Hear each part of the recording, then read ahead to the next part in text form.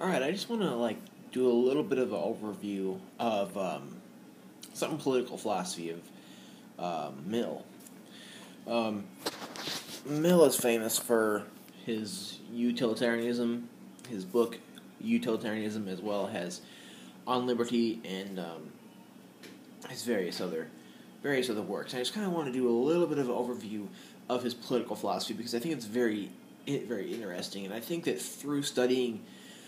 I kind of been reading Mill's utilitarianism, and I've also read his on liberty, and it's through that, and also I want to talk about liberty, social liberty, and freedom of speech, and it's kind of through his political works, and it's not only on liberty and utilitarianism. There are other political works, especially on economy and politics and government.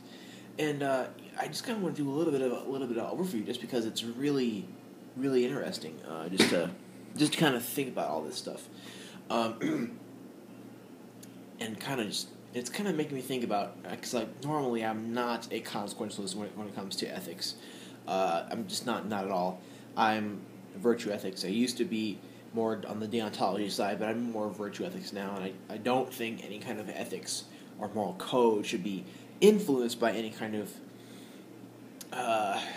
pleasure or desires.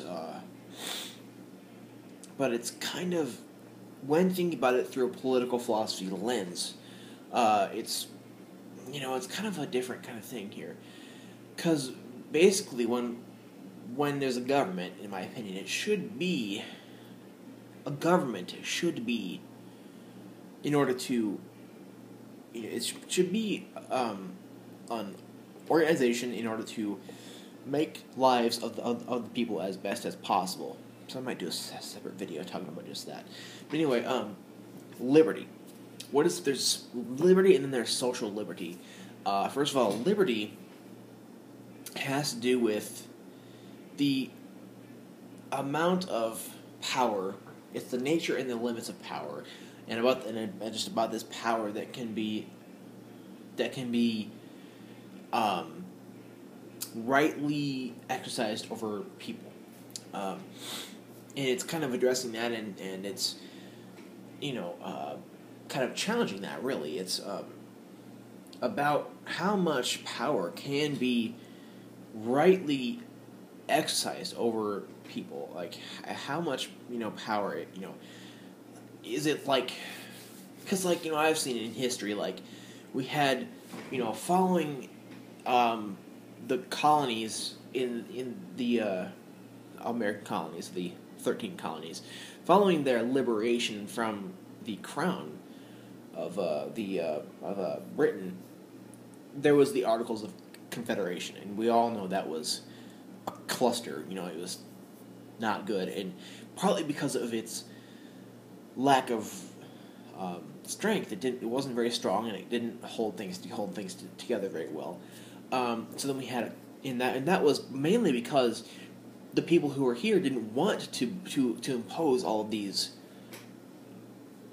strict laws on people after everybody was fighting to get out of the rules of the crown all the way across the Atlantic. It was, so I guess the question is, how much power should be exercised over people, and Mill argues for despotism over a despot. Despotism is,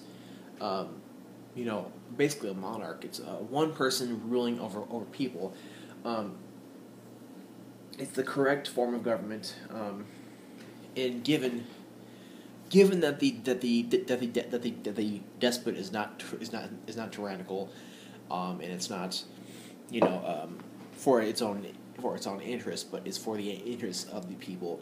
Also, given the harm principle. In Mill's works, the harm principle is basically that we shouldn't do anything that harms others. We can do, as educated beings, we can do what we want to, as long as we're not harming others. And then we also get into this issue as to whether it's right to commit suicide. Because, and I honestly think it's not right, because most people are loved. Anyway, then we have this idea of social liberty as well, which is this protection from tyranny. Tyranny basically is basically a despot or a dictator, a despot or any kind of ruler that is, not acting according to what the people want. Like basically, we've seen various tyrannical dictators, and then with liberty, in social liberty, we have this. In political philosophy in general, we have this kind of issue between liberty and authority. There's a struggle between them as to how, which should be primary. Should we focus on, the liberty of people, or should there be more authority as for order of the whole government?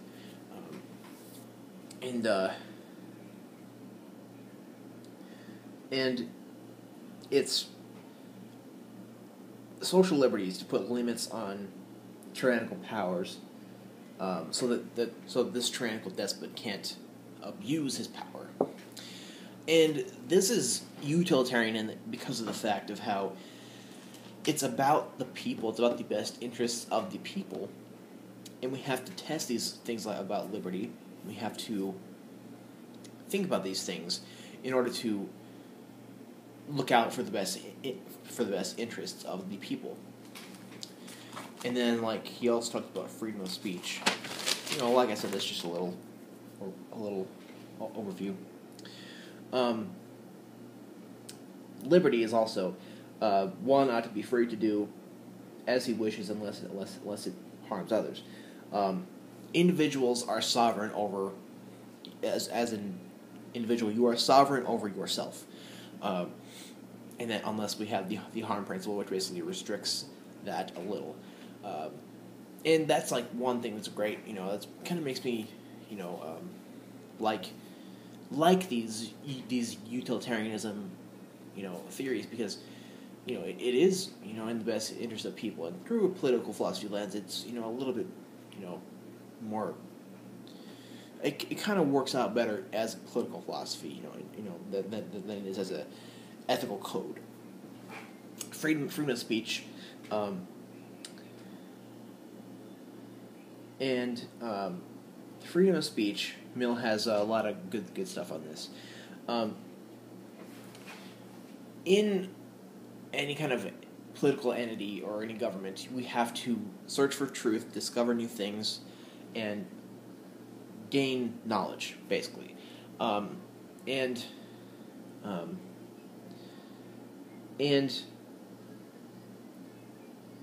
we have to, basically, he's saying that we have to allow people to have freedom of speech. We have to, because not only because it helps us bring about knowledge and to discover truth, and if someone happens to be wrong, if someone's opinion happens to be wrong, then it's good because we can discover the error and gain knowledge from that.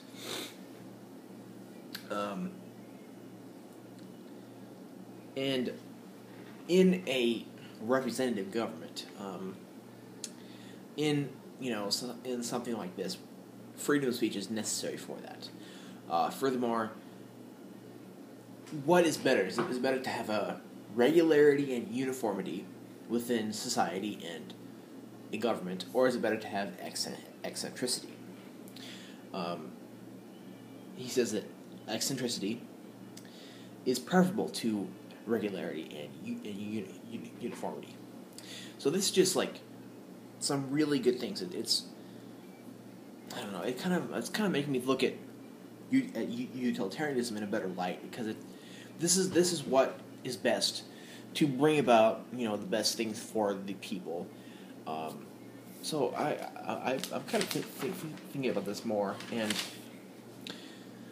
I've read Mill enough. I think I want to read Bentham's Principle of Morals and Legislation. I think I purchased that, and it's coming in the mail. So I think I'll probably just do some videos on that soon. And then also I have a ethical theory anthology that I'll probably do some more consequences stuff out of that.